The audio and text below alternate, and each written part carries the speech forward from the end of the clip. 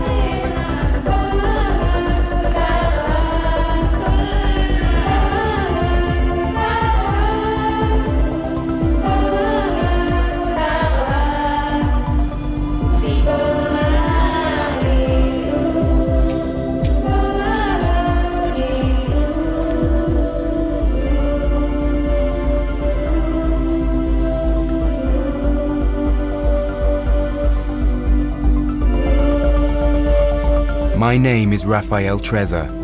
I'm a musician and filmmaker. I'm going to spend the next 3 months with the Panan tribe of Malaysia. My journey begins in Kuala Lumpur.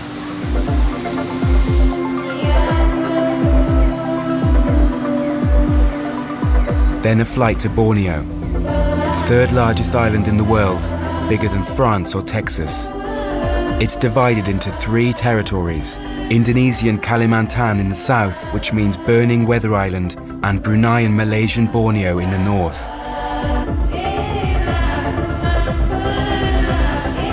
From the air, I catch a glimpse of what the palm oil industry has done to this country.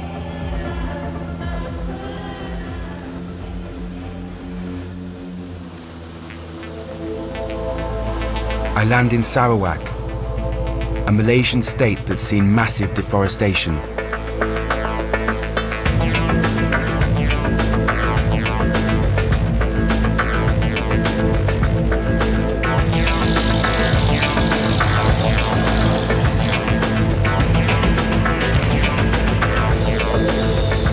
A land where activists get killed or disappear. During a period of over 50 years, the Malaysian government has overseen the destruction of the vast majority of Borneo's primary rainforest, selling it for billions of dollars as timber. Half of all the world's annual supply of tropical timber comes from Borneo, and it's replaced with rubber plantations and oil palm trees, the products of which are now used in around half of all packaged supermarket goods.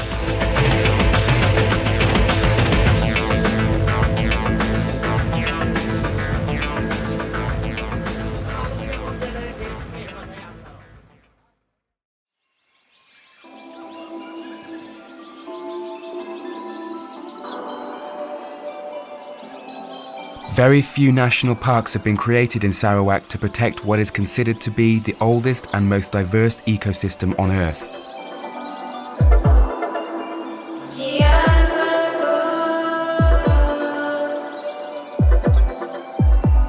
Hosting 1/3 of all plant species on the planet and an estimated 30 million insect species. Less than 10% of Sarawak's primary rainforest remains intact. And where the land still looks green, it's mostly secondary forest growing for more timber.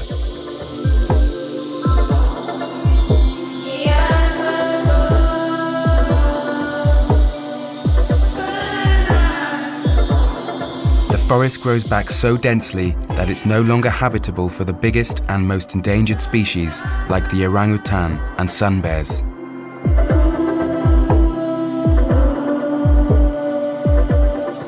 The Panan were the only tribe of hunter-gatherers able to live as nomads in the primary rainforest of Borneo, settling for a couple of months in temporary huts, collecting only what they needed before moving on to other hunting grounds.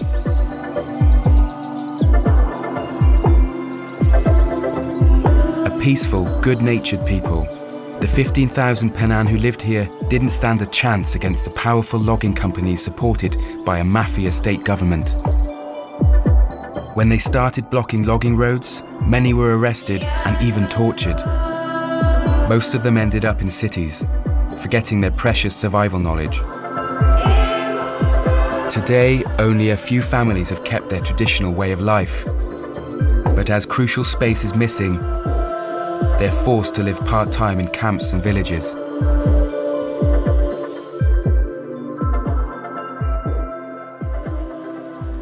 Bala is a semi-nomadic Penan tribesman. He's recently had to take shelter in a village when his forest was cut down. He's using a bamboo segment as a container to fill with the deadly tajem, the poison applied to the tips of his hunting darts. The tajem tree, or Antiaris toxicaria, grows up to 40 meters high. It's widespread all over South Asia and tropical Africa.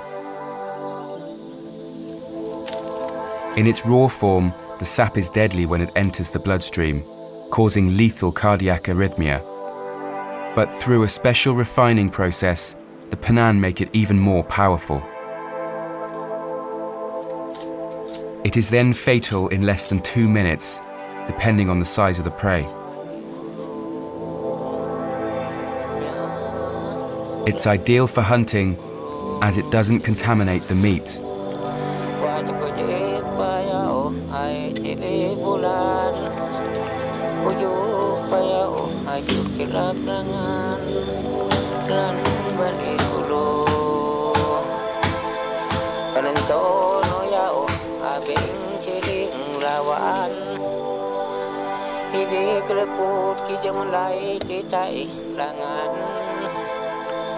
The Penan rely on foreign trade to procure iron in return for resin, animal skins and handicrafts.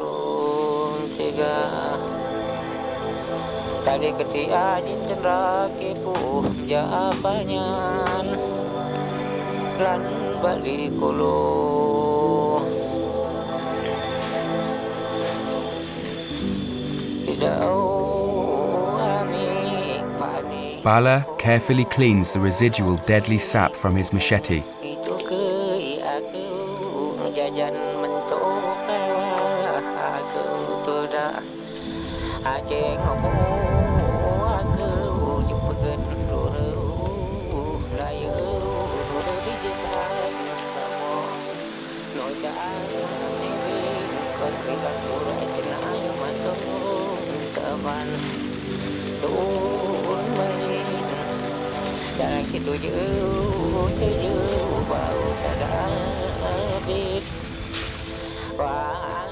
Bala pours the harvested latex into a pot made of dried leaves. These pots are also made from green leaves for boiling water and cooking meat. He's careful to heat it at just the right distance from the flame to avoid boiling the sap. As night falls on the forest of Borneo, many species risk leaving the safety of their burrows.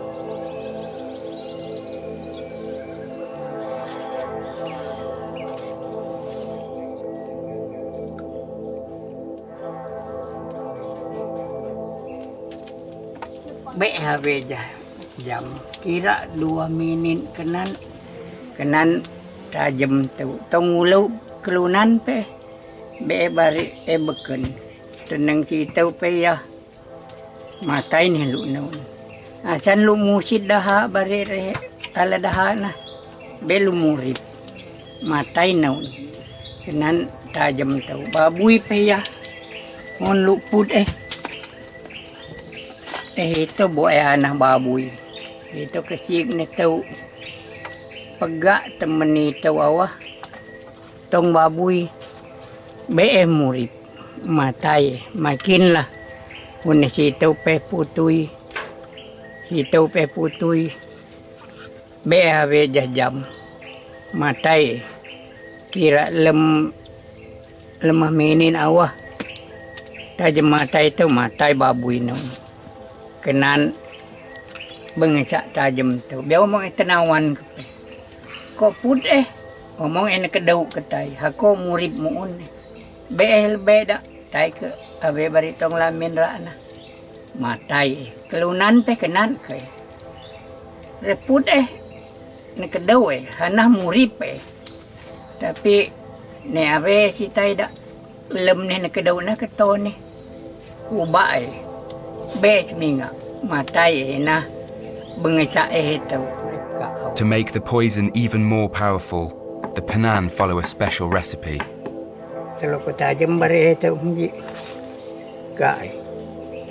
They combine several plants in specific proportions. Kada jalan Penan mana kena matai na.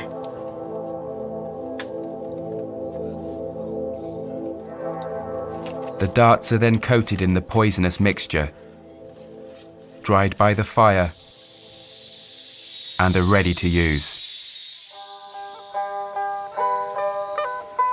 Richard is a sedentary Penan. He was born 10 years after his family was forced out of the jungle in the 90s. He works in a nearby national park. He's from one of the few villages that still has access to the untouched rainforest and reserve the right to practice traditional blowpipe hunting. He's joined by his cousin. They search for their favorite meat, the wild boar.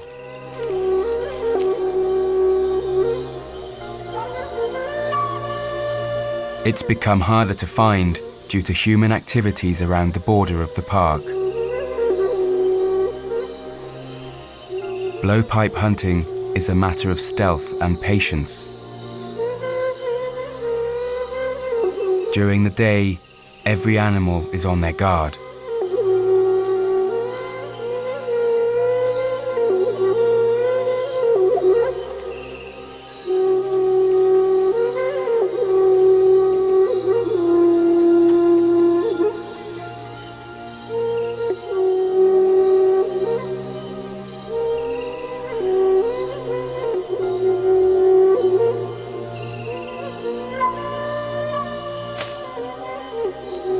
This squirrel got lucky.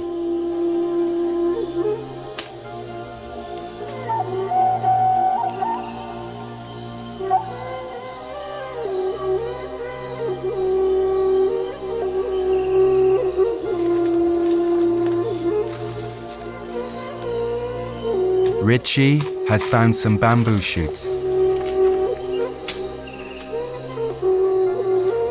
They'll provide a vegetarian meal for tonight.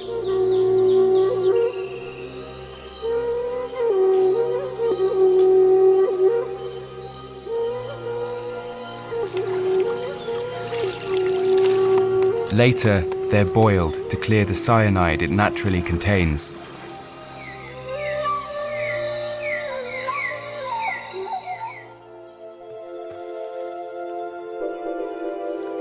The rivers running through the national parks are clear and free of pollution from logging, which erodes the ground and makes the water muddy. The Penan can still practice fishing here. They use homemade spear guns.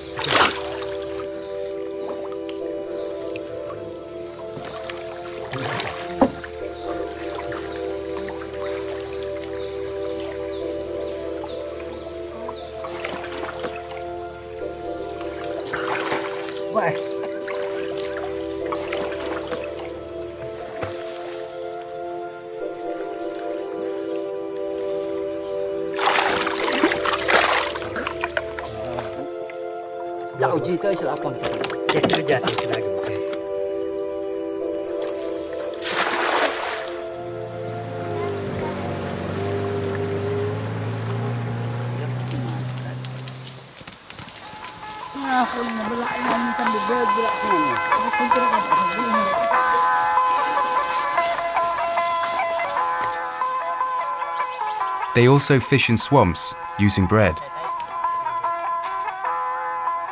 It only takes 3 seconds to catch a fish.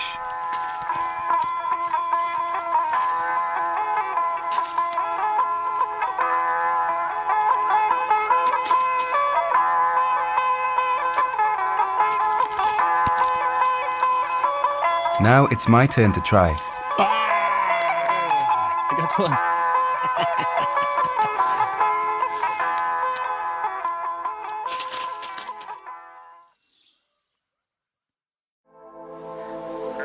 A few Penan families still live as semi-nomads in the remote jungle.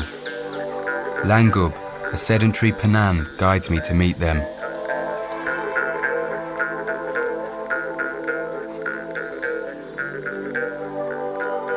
He needs the help of a Penan couple who live on the way.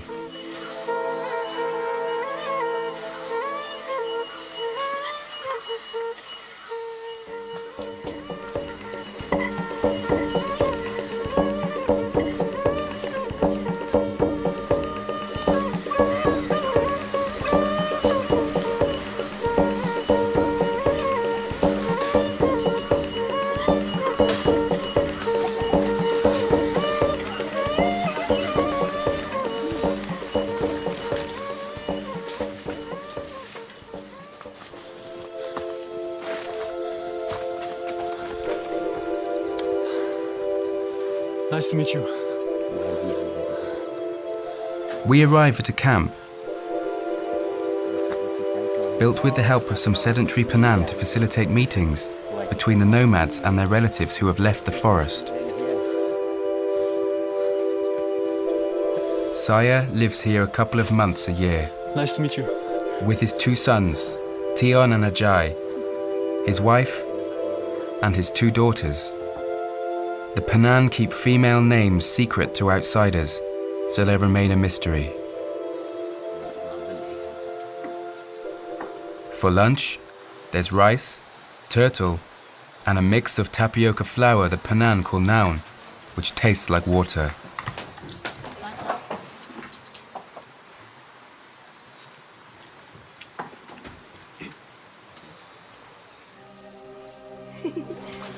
Their main source of food would traditionally come from the sago palm tree. Saya and his kids are taking me to harvest its trunk.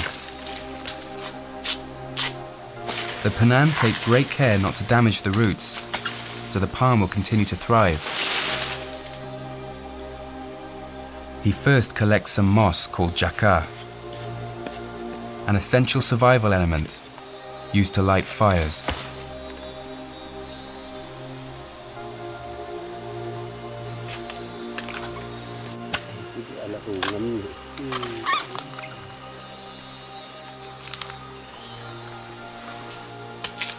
The palm heart is typically made into a nutritious, non-perishable flour, but it's also eaten raw. At the junction of 2 paths, Saya shows me oro, the Penan's way of communicating with other members of the tribe, using signs made of branches. Balik jalan itu, pun kelunan pina, pun balik jalan situ, pun jah kelunan sitai, barak pita hapo, itu tak ada nure. The code always begins with the Penan motto, Jakanin, we have the same heart. Jah kenin, awah ulau jah kenin kuak kenin, itu jah tak ada pemung. Pun tak ada itu pun. Hun ko laau, kau tay laau mole tay ame, biso ame mole kah itu jah tak ada nyeho mole tebai. Bai. Bari itu. Tau reh no torok atau reh sakit bore. Irah mano irah ja awame suai sahau bari itu. Itu kaan. Irah mano situ. Penan itu boleh say, aku penan tong di paba.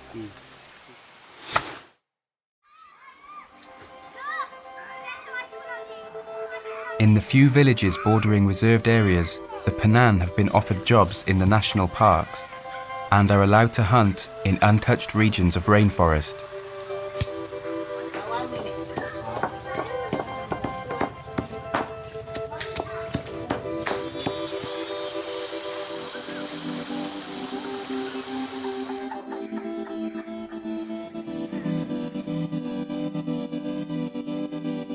In tourist places like these, the government appears to have made an effort to build a brand new hospital.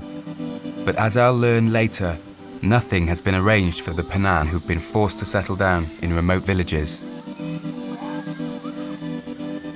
Like most tribes in Borneo, Penan families share living accommodation called longhouses.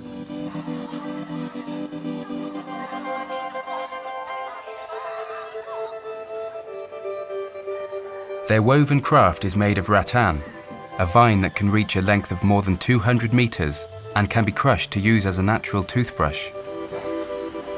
It's now being replaced by plastic. The Penan used to be animist, worshipping the forest spirit called Balei.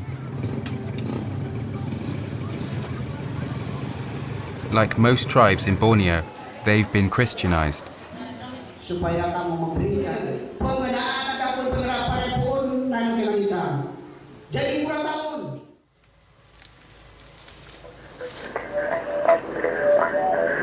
Nyapun was one of the first Penan chiefs to be forced to settle down. He says he's probably 89 years old. The Penan used to live in the present. The canopy would hide the sky so they couldn't count moon phases or years. He's gathering fern shoots and tapioca leaves for lunch.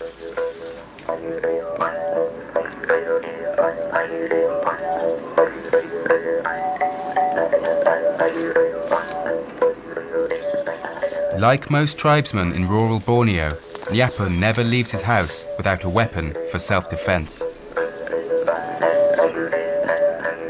The spear attached to the end of his blowpipe is a reliable secondary weapon. Tribal wars are still in living memory, and encountering wild animals like giant pythons and sun bears could still be deadly.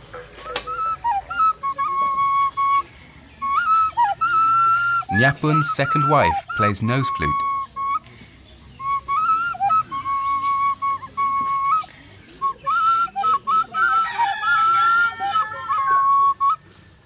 They live in this compound with their children and grandchildren.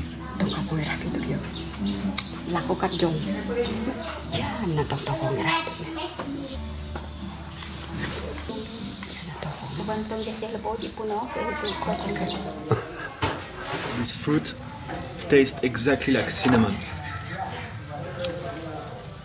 Magat hinuk magat. Sama dia cawai dah situ lah. Uban melah lebih lah memang pas situ lah malai lah main situ lah. Tapi pengaruh lah kau tu cahnya mek pita seluang pita nak dekat pengumuman itu uban Ame daw pelakaw da. Tu sana ame uban me. Ino pe pelakaw me ino pe penitah me tang tanak kai. Kekat cincawit kekat kaan kekat pengumuman ame libat awak ame lakaw. Kenan awak. Semua kena makan. Semadi di antong tanah ada hukuman sembarang. Kau pitah kaan kebarang. Hukuman periawan. Sebab itu. Tapi satu ni, dia nak makasih. Memegang itu tak makasih bikin lupa. Mari kami maupun apa. Tahu tahu lupa kena mari apa jadi. Dan ini mepitah katiran mepipalan ini. Ini kemana mari apa jadi. Kami piajam tuan pahulu. Baik ya. Terima kasih Ngana.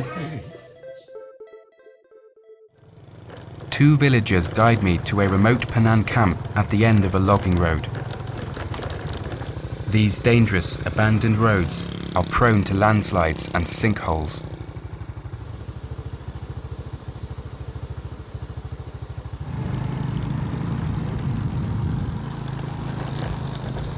A few pockets of primary rainforest were spared from the chainsaws.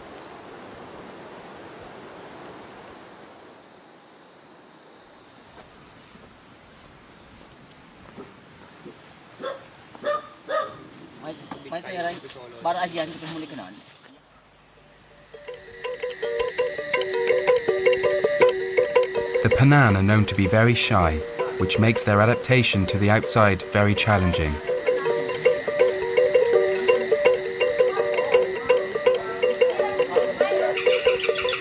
The villagers have a hornbill as a pet.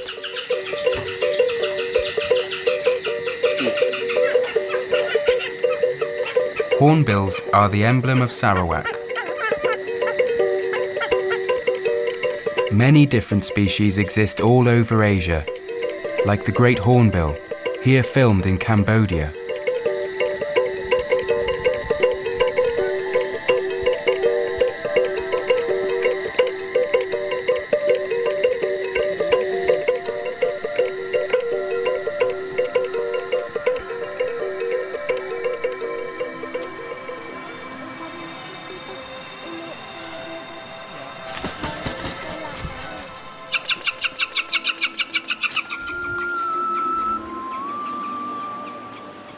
The older Penan folk suffer most from their lost nomadic lifestyle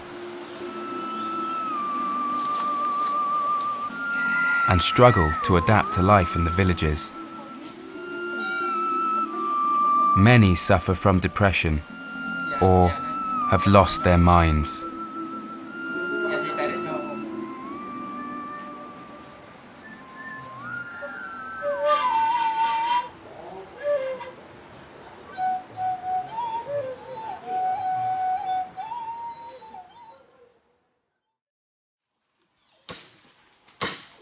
I'm back with Bala. He shows me how to make Penan bark cloth. He cuts a beripun tree.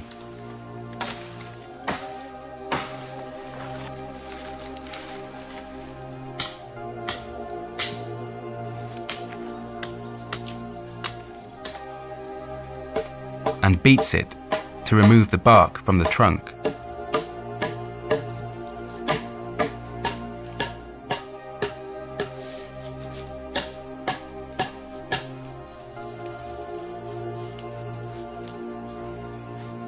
The Penan use over 1,500 names for plants.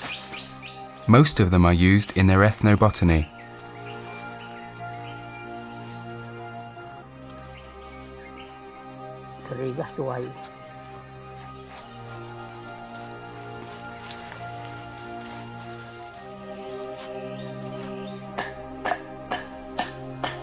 He softens the bark by beating it.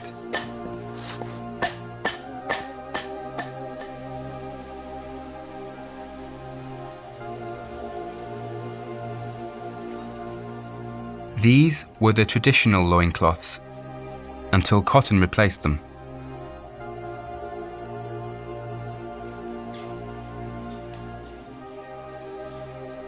This plant is used by the Penan to treat snake bites.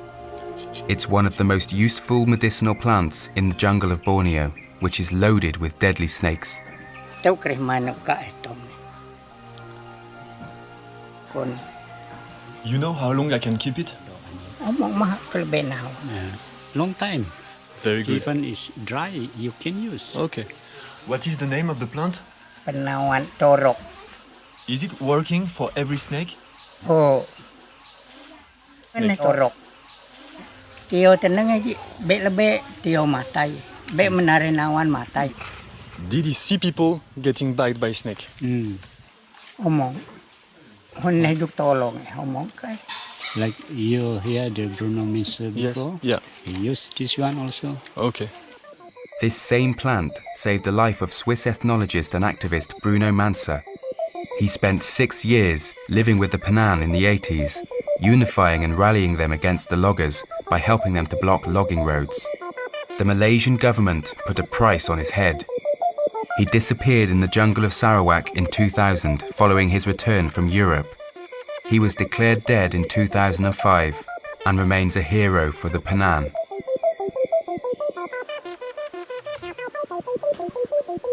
Though I hope I won't need it, I decide to take some for the rest of my trip. Thank you.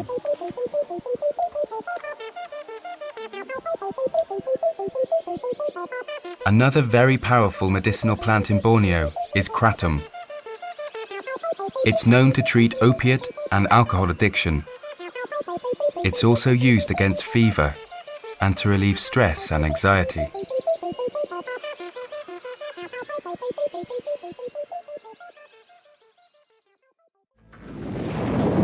I now travel to the south of Sarawak, near the Indonesian border, to meet the Iban, who are known as the headhunters.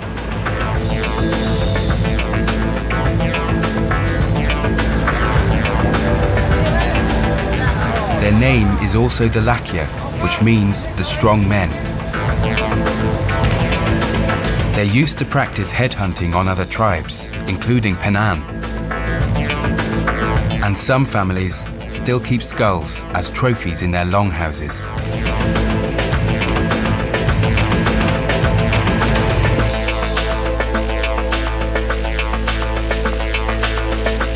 The Iban don't use blowpipes for hunting, opting for regular guns.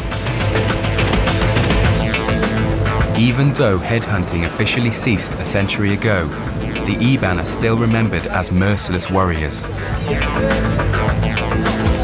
And guides still advise against entering Iban longhouses without invitation. Traditional. Thank you. Okay, hai tua. Okay, just family gathering. King lah. Nice. Look at here. Say hi first. Hi, What's your name? my name is Rafa. They're famous for their tattoos. Kuah lemot. Tegak. Lemot tegak dah ni. Okay, cool. Lemot tay. Ukir kuah. This we call it ukir kuah. Ukir we call it ukir kuah. Tattoos represent an important life event, like becoming a father. For the first head taken, a tattoo is made on the hand, the enter gulun.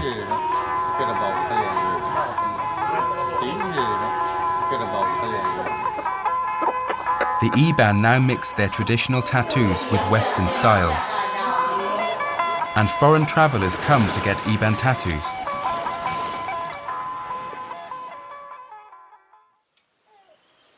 At Saya's camp, the family is preparing for a trip through the jungle.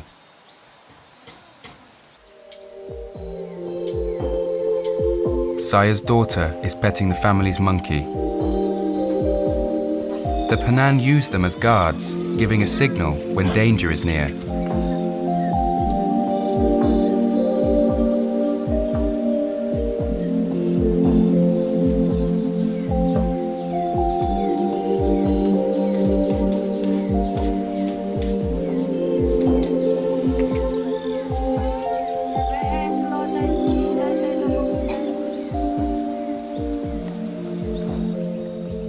The family prepares to build a camp en route to their next living place.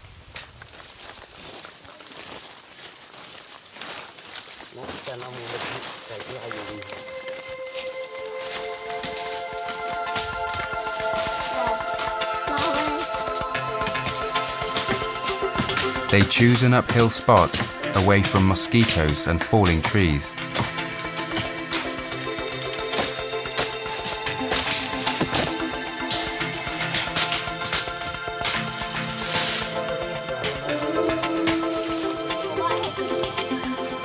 Under such changeable weather conditions, they must be able to build a rainproof shelter in under an hour.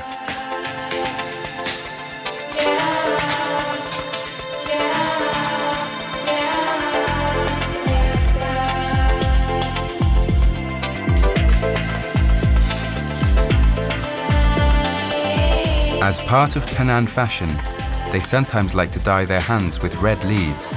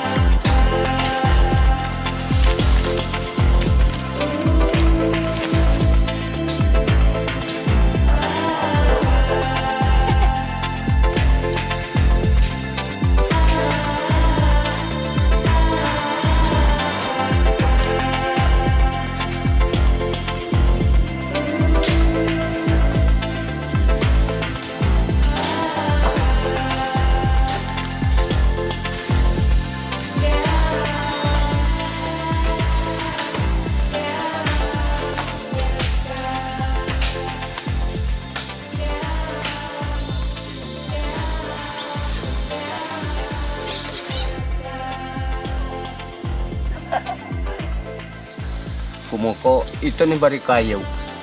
Ito ni bari tana. Itong ratig na ito. Inungaran, be me kilo etasya. Uban hay rafrita. Dani sito na. Nekaala kau ketay-tay tana. Be ame omong tolong ka. Bari rafake-bake lah. Jin lao kau ngan kau omong tolong. Ngan kekatlunan jinusit omong tolong ame. Itulah ame ketengi kenan nah. Pohon tanah tu jalan ame pitah kaan, pitah hapo, pitah kat kerja ame, kenan ame inahak kengan ko, kenan keningke. The family occasionally leave the forest to trade meat in the villages, but they're often isolated for months and must light their fires without using a lighter. With his knife, Saya strikes a firestone that he found in the river. Sparks fall on the moss, igniting it.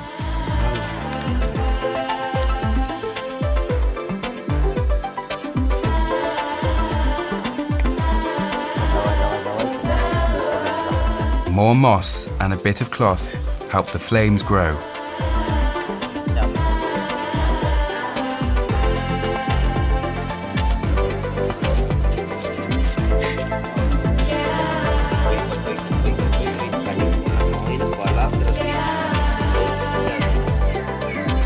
To illuminate the hut at night, the Penang use a plant candle made from the pod of a vine.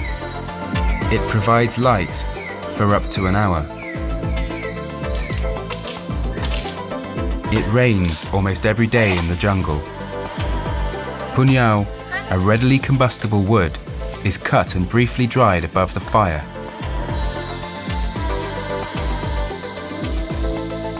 Tion is making Penang forks, or atip, some versatile and effective cutlery, which are easy and fast to craft.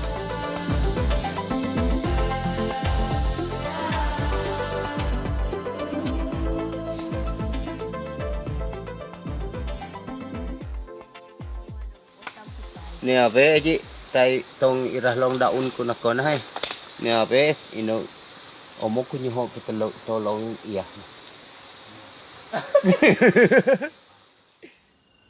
I leave the nomads to meet a displaced community at the center of Sarawak. There's no public transport, so I decide to hitchhike.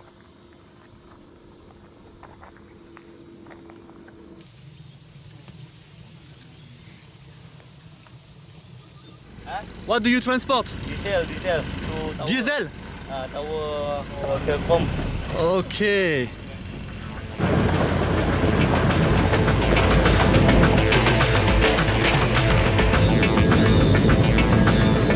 village is hours away from any other camp, and I'm traveling next to 2,000 litres of diesel.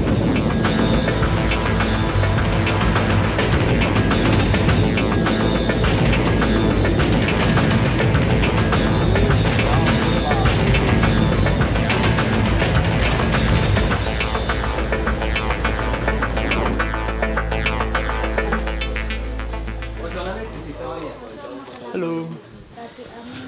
Nice to meet you. Hello. I come with a present. The book written by Bruno Mansa.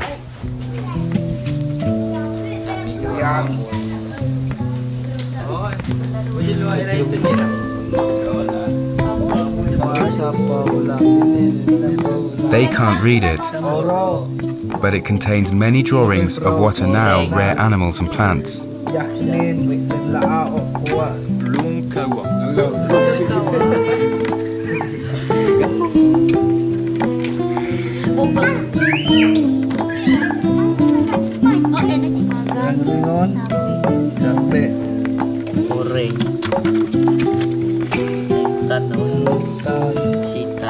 This book, Bruno Mansa. Oh, Bruno Mansa. Ito, wala.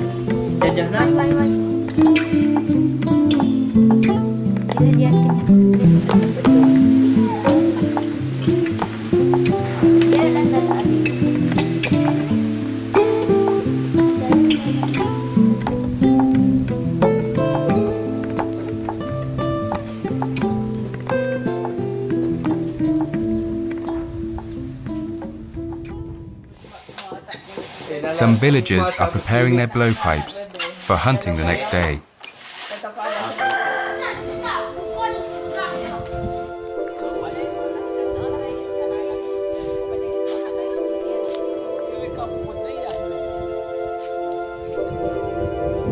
Penan blowpipes are crafted from ironwood, the hardest wood in the jungle. Their making is a long process, drilling by hand on a platform. The use of wooden blowpipes only appeared in the middle of the 20th century, when the Penan acquired iron drills. They were previously made of bamboo. Once shaped as a tube and sanded down with a special leaf, the blowpipe is precise up to 40 meters. Nice.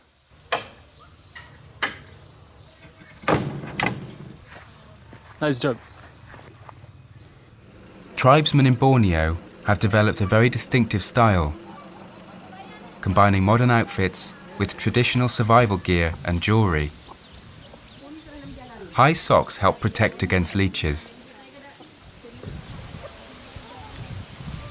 They wear rattan bracelets and wild boar tusks. Apart from an unused room presented as a school, the government has done nothing for these families, in the hopes that they will eventually migrate to the cities. The head of the camp wants to talk to me about the situation here.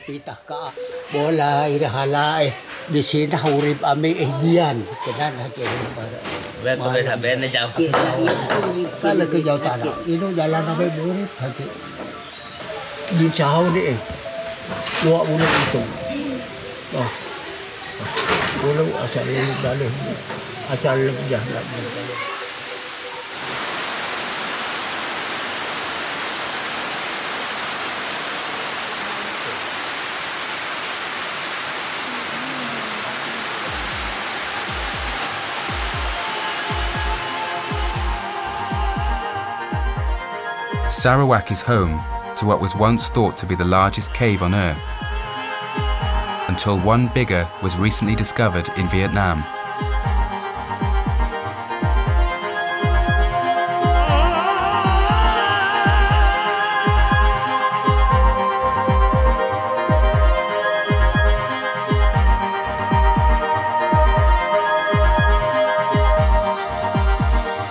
$3.5 million bats make their home inside.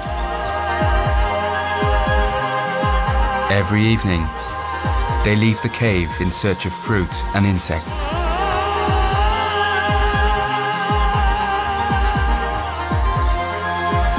they form swarms to confuse predators like eagles.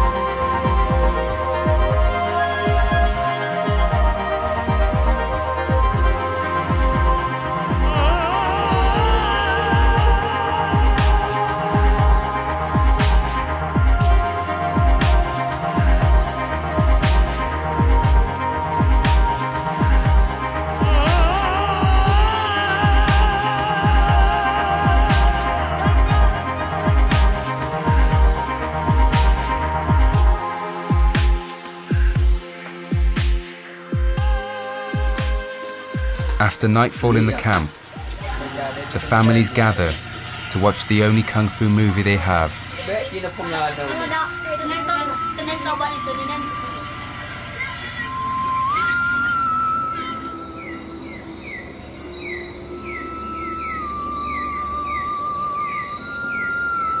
This giant cicada is one of 1,000 different cicada species in Borneo.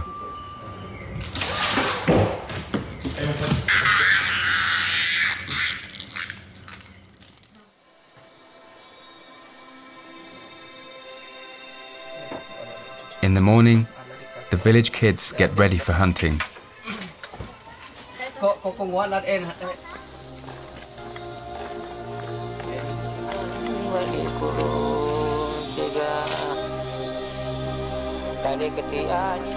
Leah, Asik, and their little brothers Jung and Joachim find a thorny palm, whose soft heart is used for the dart's fletching.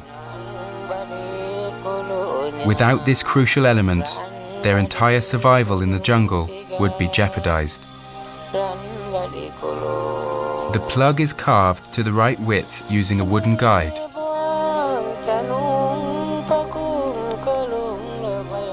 Lupa aja.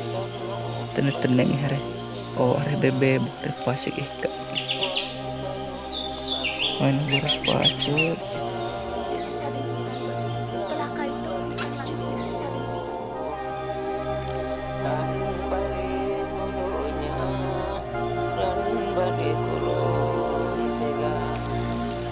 The season for wild fruit lasts only 3 months a year, and boars have become rare in this secondary forest.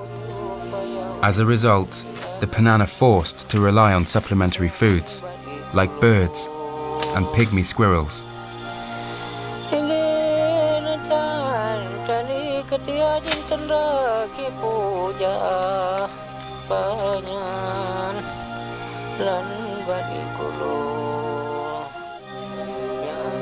Asih lah, asih.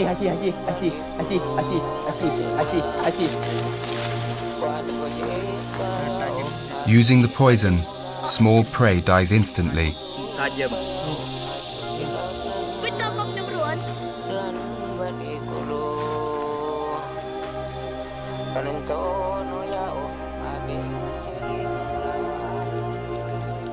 Jung has found a plant used by kids as hair gel. Stingless bees come to drink on our skin.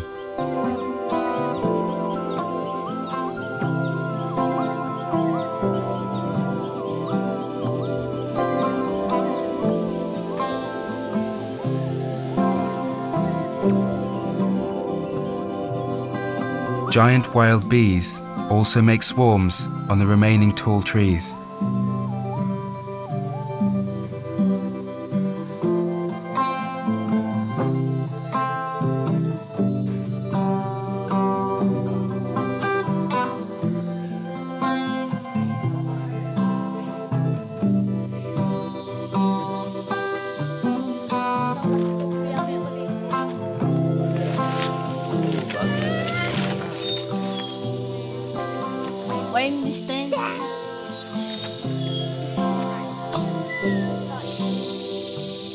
The Penan use a distinctive tongue clicking to express surprise and approval.